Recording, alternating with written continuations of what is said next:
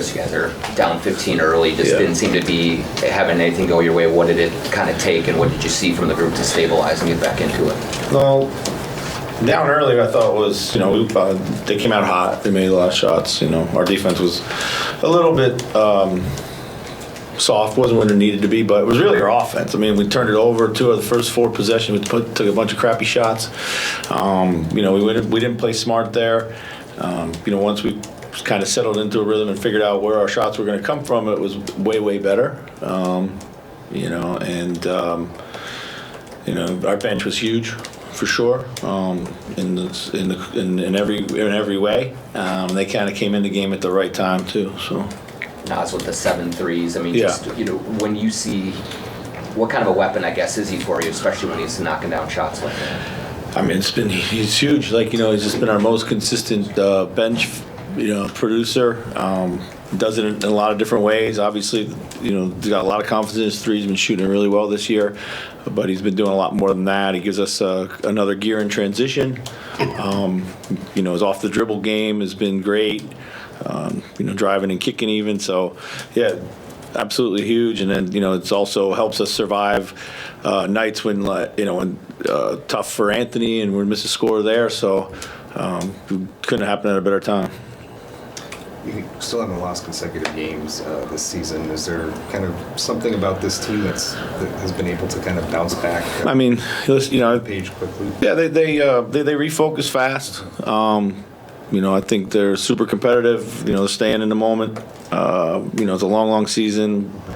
We know that, but they dial in. They don't really let one performance bleed into the next. I think that we talked a lot of different ways to be more mature as a team, and that was one of them.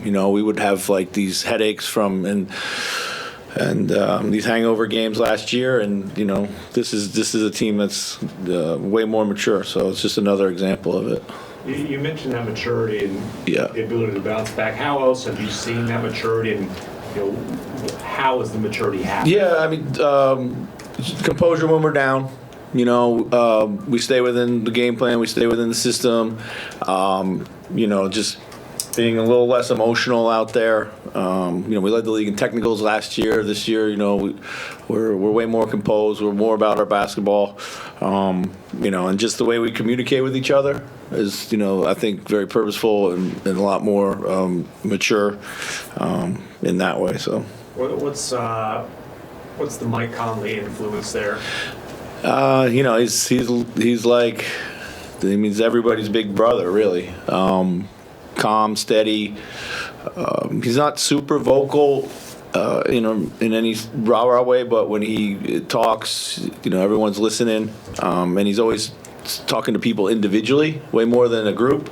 But he's definitely a guy that, whether he wanted to be the leader of this team or not, our guys look to him, and he's taken it and run with it. When it comes to, you kind of mentioned, Naz, the timing of a night like tonight being pretty good. Do you sense that he can kind of sense that, and that the team maybe senses that, look, Naz is the guy who really has it going tonight. Let's try to kind of focus on things around him, try to get him as good a shots as possible? Honestly, the great thing about Naz's game is it all came into flow. I mean, we didn't call a single play for him. He just spaced floor well, was patient. Guys started finding him in that's what we needed to do in the first 7 or 8 minutes of the game. So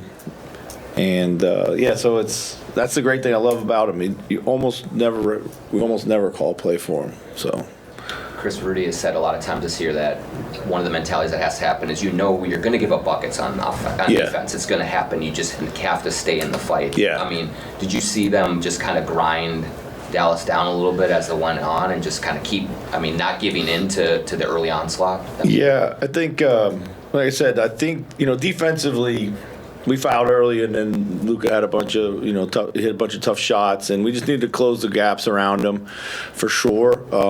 Play with a little bit more physicality and force at the point of attack.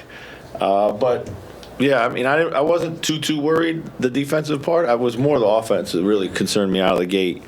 And when you play a team that's an offensive team like this, you got to score with them at times till you can get on a little bit of a defensive run.